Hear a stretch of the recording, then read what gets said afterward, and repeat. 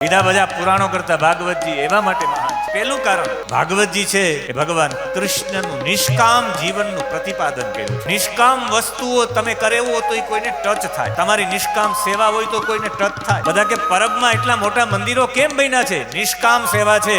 સત દેવીદાસ અમર દેવીદાસની એટલે એની સુગંધ છે. વીરપુરમાં જલારામ બાપાનું એટલું મોટું અન્નક્ષેત્ર શા માટે ચાલે છે? નિષ્કામ સેવા છે જલારામ બાપાની. એના મંદિરો બને. અરે આખું વિશ્વમાં એક પણ રૂપિયો લેવામાં ન આવે. અરે અત્યારે રામલલ્લા અયોધ્યામાં બેઠા એનો ભોગ પણ જલારામ બાપાની હતી લાગે. મતલબ છે નિષ્કામ સેવા. ભગવાન શ્રી કૃષ્ણનું નિષ્કામ કર્મ છે.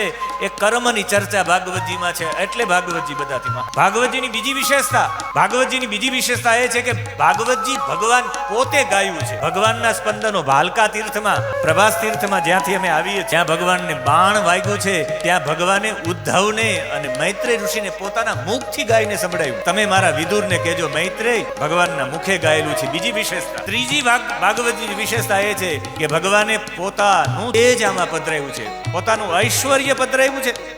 એની ત્રીજી વિશેષતા. ચોથી વિશેષતા છે કે ઘણા બધા મોટા પુરુષોએ આ ગાયેલું છે. અરે વ્યાસજીએ ગાયેલું છે, શુકદેવજીએ ગાયું છે, સુત પૌરાણિકે ગાયું છે. અરે જાવા લ્યો બ્રહ્મલીન ડોંગરેજી મહારાજે પણ ગાયું છે. અને છેલ્લે અમારા કૃષ્ણ શંકર દાદાજી, જેમની અહીંયા આખું વ્રજ નિધિ નામનું આખું સ્થાન છે, કરદમ ઋષિનો આશ્રમ છે. દાદાજી જેવા મહાપુરુષોએ ગાયેલું છે. અને છેલ્લે અત્યારે કહી શકાય કે અત્યારના જેટલા પણ તપસ્વી લોકો છે, પ્રદ્યુમ્ન શાસ્ત્રીજી જેવા, એને પણ ગાયું છે. એ તમે અહીંયા ભાગવતજી ગાવા માટે બેસો એટલે એની ચેતનાઓ, એમની ઓરાઓ આવી જાય. ચોથી વિશેષતા, ઘણા બધા મહાપુરુષોએ ગાયેલું છે. અને પાંચમું, જે લોકો સાંભળવા માટે આવે ને કૃષ્ણ પ્રેમ લઈને આવે.